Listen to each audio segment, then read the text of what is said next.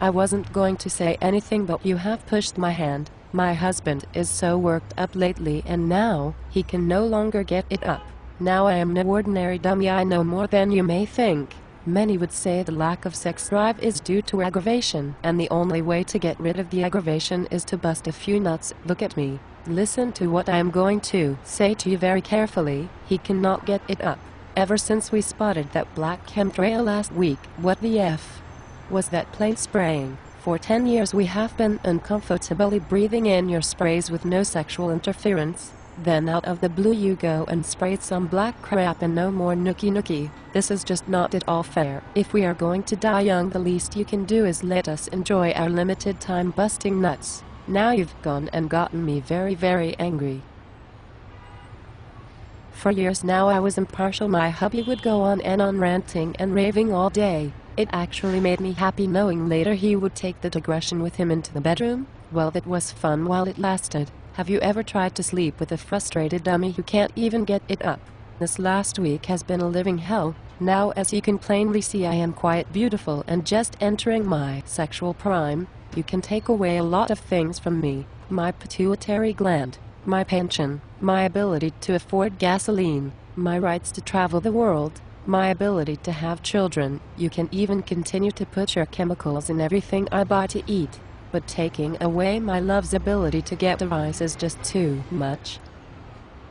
Where do you get off trying to control every single thing we want to do on this planet? Like I said, I am a young, beautiful woman. I am one of the most patient women you will ever meet. I have put up with this BS for so long, and have you ever heard a peep out of me? Check your surveillance data. I was a model slave.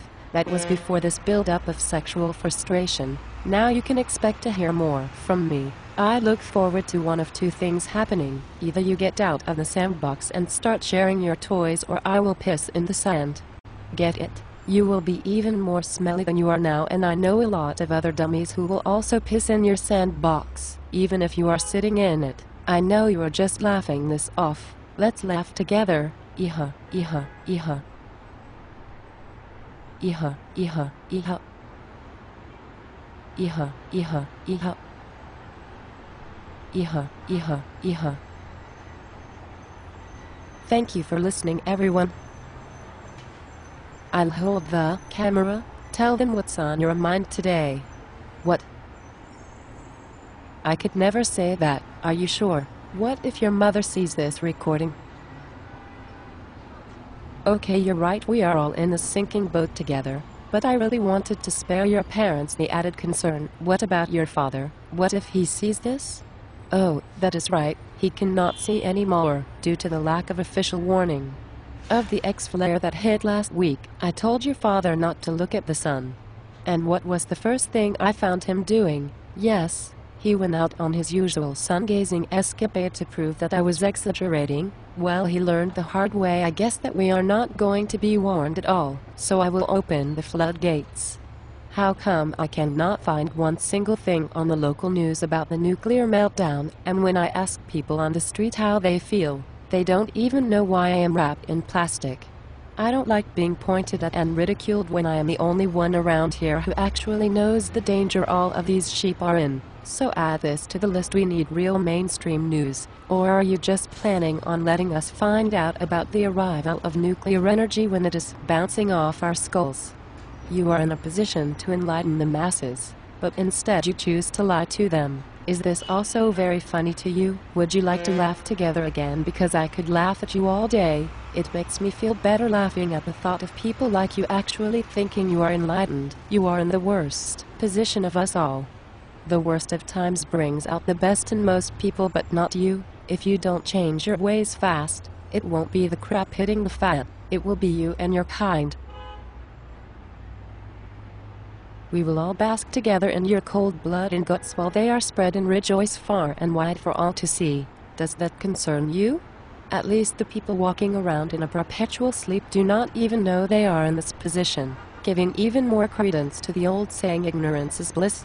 You, on the other hand, are in a permanent state of distress. You value what you think you control more than life itself. In fact, the only reason I would consider trading shoes with you would be to give all your shoes to those who would appreciate the people who made them.